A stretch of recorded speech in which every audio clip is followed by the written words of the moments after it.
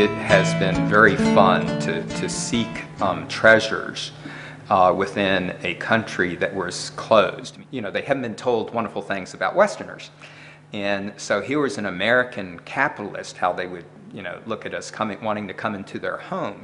It is one of the reasons why so many catches of paintings stayed intact, because these people weren't used to money. We were fairly early. A lot of the greatest artists of the 20th century in Russia, nobody had tapped their studios. So when I went in, often I was the very, very first one. And a lot of these paintings had been in storage for many years, and you know, in dusty houses, because they had, you know, the artist had died and the wife was still living. And to find treasures of high quality and go into a studio and be one of the first people to see them for 10, 20 years was wondrous. And the Russians are very gracious. You never just go in and you have, you know, like in America, you're meeting with an artist, you have money, he's interested, he wants your money, you want his painting, so you make a transaction. There they want to know you, which is an interesting thing. So you never walked in to somebody you didn't meet and start looking at paintings and then say what you wanted to buy. Instead, they would have a table set, you would have wine or vodka, particularly if it's a man artist that was an old man that's still alive, there was always vodka there. And you sat and drank, and this would, at 10 o'clock in the morning, 11 o'clock at night, whatever time it was, you sat and you got to know the people some, and they wanted to know about you and who you were.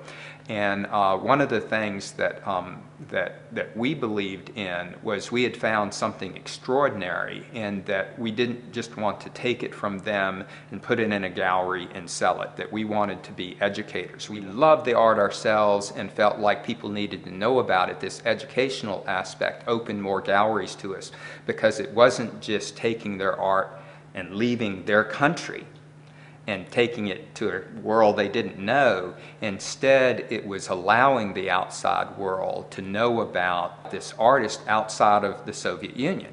And we were the first to introduce some of these artists to the West. Here's a school that wasn't discovered because it was locked off from our culture, that nobody knew about it. And also the West felt like, what good could happen in the arts if you're under a dictatorship telling you what's allowed and what isn't allowed? It remained behind closed doors on how academic and how serious it was, and then we moved so far away from it that our scholars really felt like there were no more academic old world schools in existence with high quality masters teaching students like in yesteryear. And so when they discovered that this existed, it was wondrous. If you look back in history, every single major art school in the last 150 years, there has been a discovery period that generally lasts about 10 years. There's been a 10-year period that follows, that scholarly work is being done and people are saying that this was really something significant. Other people are disagreeing, and there's articles appearing in magazines, and there's a little bit of museum activity. And then there's a 10-year period of recognition that something special really has happened, rapid appreciation, prices start climbing ever more rapidly. The French school this happened to, the American Impressionist school, the Hudson River school, the Barbizon school, any major school, you can follow this trajectory. And we're about 20 years into the discovery of this school. And this became Christie's and Sotheby's fastest growing category, and moved from 26th place to 6th place in importance in just a few year period. And during the recession, where some types of art fell dramatically, Russian art did not. A lot of the people who started collecting with us 8 years ago, when they have seen what their collection has done, and I mentioned a little earlier that a lot of these people were collectors.